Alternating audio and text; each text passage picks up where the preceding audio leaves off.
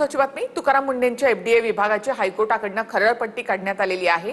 सरकारी आस्थापनांना वेगळा न्याय का असा सवाल हायकोर्टाने केला। एफडीए नंतर कोर्टाच्या वकिलांकडून मंत्रालयातील कॅन्टीनची तपासणी करण्यात आली।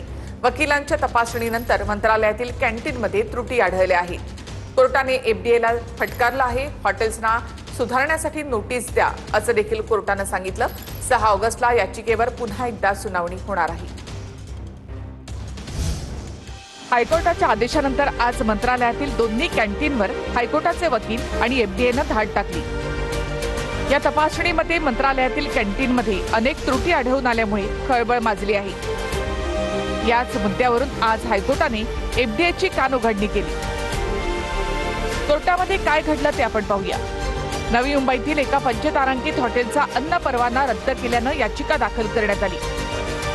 केवळ खासगी आस्थापनांवरच कारवाई नको, मंत्रालय हायकोर्टाच्या कॅन्टीनची देखील तपासणी करा असे आदेश काल कोर्टाने दिले होते।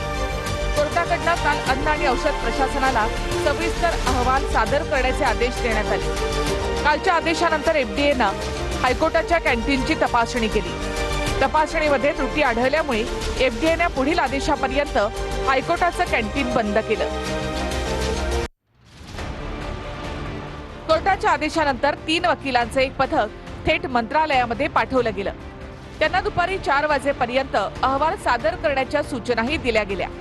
पण त्याआधीच पथक येणार असल्याची माहिती कॅन्टीनमध्ये पोहोचली आणि 3ही कॅन्टीनमध्ये साफसफाईच्या कामांना वेग आला।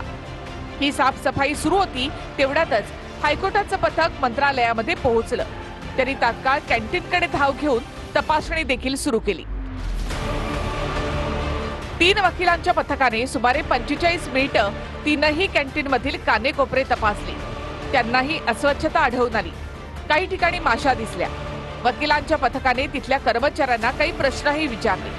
तात्काळ एक अहवाल तयार करून तो संध्याकाळी 4 वाजता कोर्टामध्ये सादरही करण्यात आला। त्यानंतर पुन्हा एकदा हायकोर्टामध्ये सुनावणी झाली। त्यावेळी कोर्टाने पुन्हा एकदा एफडीएच्या कारभारावर ताशेरे ओढले। कोर्टाने एफडीएला कसं फटकारलं ते पहा। दुपारी 4 वाजता झालेल्या सुनावणीमध्ये वकिलांच्या पथकाने मंत्रालयाच्या 3ही कॅन्टीनचा अहवाल सादर केला। पथकाने मंत्रालयातील 3ही कॅन्टीनची तपासणी केली। त्यांना अनेक त्रुटी आढळल्या असं कोर्टाचं निरीक्षण आहे। चपलांचा स्टँड मंत्रालयातील कॅन्टीनच्या फ्रीजपेक्षा बरा असतो असं कोर्टानं सुनावलं।